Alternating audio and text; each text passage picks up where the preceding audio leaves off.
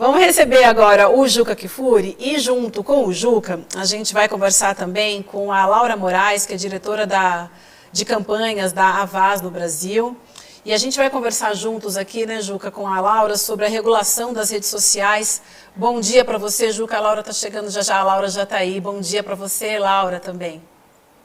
Bom dia, que prazer estar aqui com vocês hoje.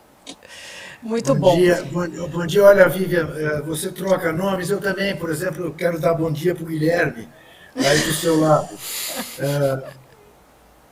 Explicando a quem não sabe que William e Guilherme são o mesmo nome. Mas vamos falar do que nos interessa, que é a regulação da mídia. E antes da gente ouvir a nossa convidada, eu queria expor uma situação que muito me agrada ao ver a discussão, e essa pesquisa que revela que 80% da população brasileira é a favor da regulação. Eu estou muito satisfeito com essa discussão por uma razão muito simples. Há muitos e muitos anos que eu debato com meus companheiros jornalistas que quando se fala em regulação de mídia, e não se falava das big techs, né? Falava-se da regulação da mídia, não se estava falando em censura, estava se falando em controle social de desatinos da imprensa, como se fez na Inglaterra para limitar o poder do Sr. Murdoch, que tinha um jornal que não tinha repórteres, mas que gravava os telefonemas de celebridades. Eu sozinho faço um jornal assim. Eu gravo telefonemas de 10 pessoas do Brasil e faço um jornal para vender 1 milhão de exemplares no dia seguinte, desrespeitando completamente a ética e os direitos do cidadão. Muito bem, eis que agora toda a nossa mídia está a favor da regulação das big techs, porque se deram conta todos de que isto é uma atrapalhação para a verdade dos fatos. Então, eu queria fazer esta introdução para te ouvir, porque nada melhor do que colocar a discussão nos termos em que ela precisa ser colocada. Não se trata de censura. Quem diria que um jornalista seria a favor de censura? Eu não sou a favor que governo algum controle a mídia. Nenhum. A imprensa trata de fiscalizar governos. Não o contrário, mas a sociedade tem esse direito.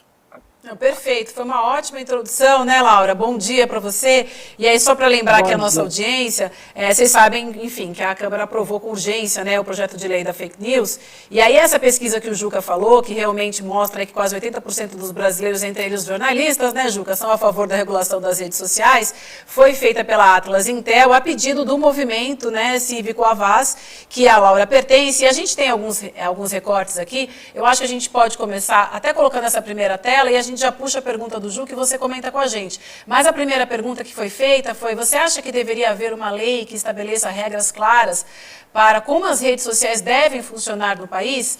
E aí a gente tem quase 80% da população dizendo que sim, a gente tem 13,8% dizendo que não e 8,3% dizendo não sei. Laura?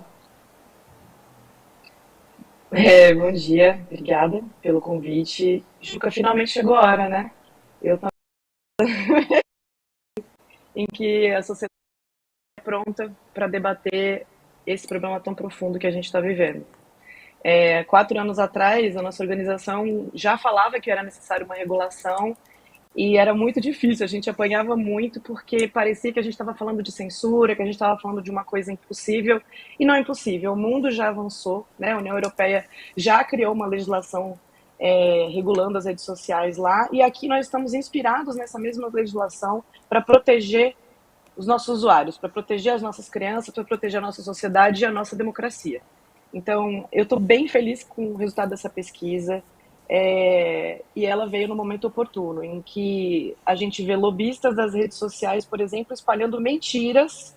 Essa foi uma matéria, inclusive, que o Guilherme, que você citou, não, William, que o Guilherme soltou há uns 2 dias atrás, eu acho, comprovando que os lobistas das redes sociais estavam enviando mentiras para os deputados evangélicos, dizendo que o projeto de lei queria censurar a religião das pessoas, queria proibir que as pessoas, por exemplo, pudessem postar versículos na internet. Então, a gente precisa explicar para as pessoas a diferença, né, entre censura e regulação. Censura é o que já acontece hoje. Conteúdos já são retirados do ar sem uma baliza. A gente não sabe quais são as regras que eles utilizam, a gente não sabe quem que toma essas decisões, a gente não tem direito de recorrer. Conteúdos que deveriam ser tirados do ar, que são criminosos, não são retirados do ar. Elon Musk não está preocupado com os massacres das escolas do Brasil. Você bem sabe disso como jornalista, como eles têm respondido aos questionamentos em relação a isso. Então, eu acho que desde nos últimos 2, 3 anos, o brasileiro tem percebido que, embora seja muito divertido xingar muito no Twitter e ter toda a possibilidade de se expressar na internet, que a gente precisa de regras básicas, porque está afetando a nossa democracia, afetando a saúde mental das nossas crianças, e agora encorajando e trazendo coisas que a gente não tinha aqui no Brasil, que são massacres nas escolas. A gente já confunde os nomes aqui, o Juca quer confundir ainda mais, só para complicar a nossa situação. Laura, deixa eu te trazer para você e para o Juca uma outra tela aqui. Você falou sobre os ataques nas escolas. Uma outra pergunta foi se você acredita que as redes sociais, como são hoje, sem leis específicas que as regulem, contribuíram para os ataques recentes nas escolas. 55,3% das pessoas respondeu que sim, 19% que provavelmente e 18% não contribuíram, 6,9% disseram que não sabem.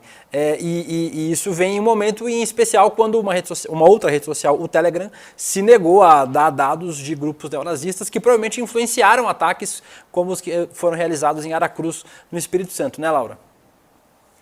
Isso é um exemplo claro, né?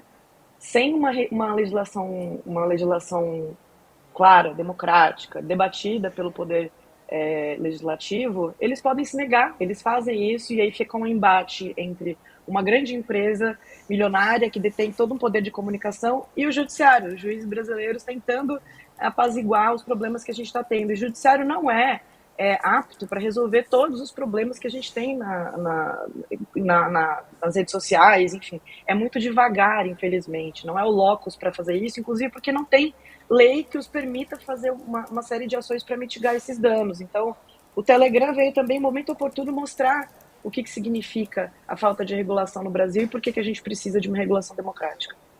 Juca, a gente quer te ouvir, principalmente também, só para lembrar, porque tem a ver com o que a gente está falando agora, no caso daquele ataque na escola em Aracruz, no Espírito Santo, no ano passado, né, a Polícia Federal descobriu, né, que existia um grupo em que o rapaz conversava no Telegram, né, então isso foi apurado pela polícia, né, Juca?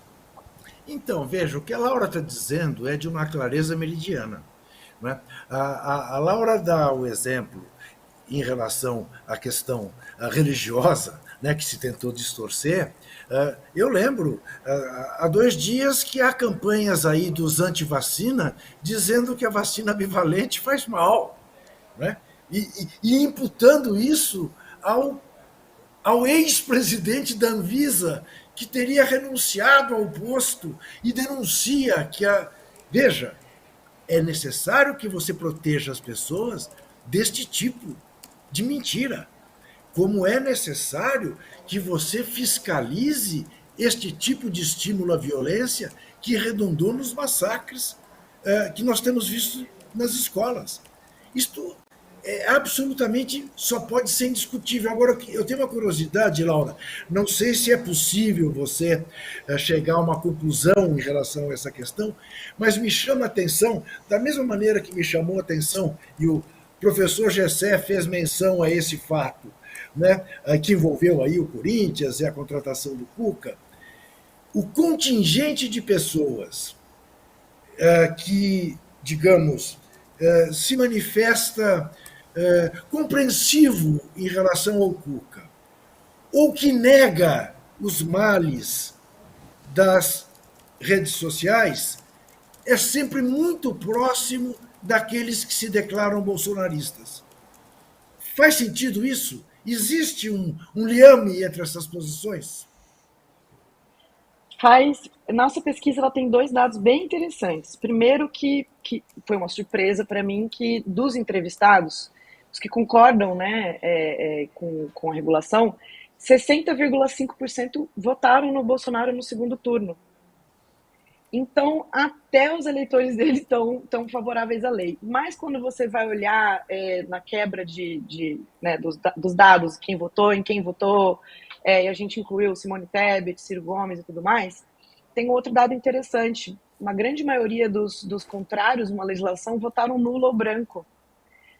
São os negacionistas da política, que às vezes estão se sentindo também traídos pelo próprio Bolsonaro, que tinha esse discurso de apolítico, de negar a política, de não ser um político, apesar de ser político profissional, e provavelmente abandonaram o barco ali no segundo turno e resolveram não se meter no fla-flu Lula-Bolsonaro, que é um pouco do discurso dessas pessoas. Não concordo com essa análise, acho que tinha que ter lado muito claro nesse processo.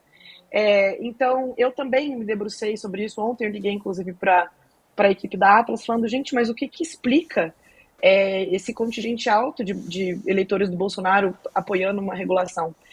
Eles entenderam que há um cruzamento claro entre religiosos bolsonaristas. Então, os bolsonaristas que são evangélicos, que são cristãos, eles conseguem perceber o problema baseado na chave da moralidade, na chave do ataque às crianças, da arma sendo vendida na internet, que é importante lembrar, o evangélico não é a favor de liberação de arma e de venda de arma na internet, não, né? Isso já tem pesquisa demonstrando que os evangélicos são contrários a isso. Então, é um nicho de público específico que tem preocupações morais, cívicas e éticas muito claras, apesar de terem votado no Bolsonaro no segundo turno.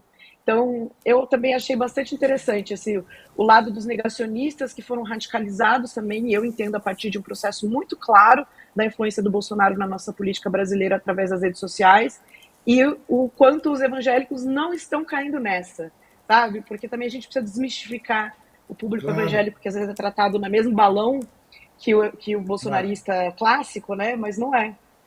Importante Muito isso que bom. você trouxe, muito importante, muito bom. Muito bom. Laura, Vivian, você sabe que nas redes você percebe, voltando a tratar rapidamente do caso Cuca, o seguinte, há um contingente muito grande que diz, vocês estão condenando um cara acusado sem provas. Não, ele não é acusado de coisa alguma, ele é condenado pela justiça suíça, 37 anos atrás. Ele não é acusado, ele é condenado. Condenado em última instância, baseado em provas.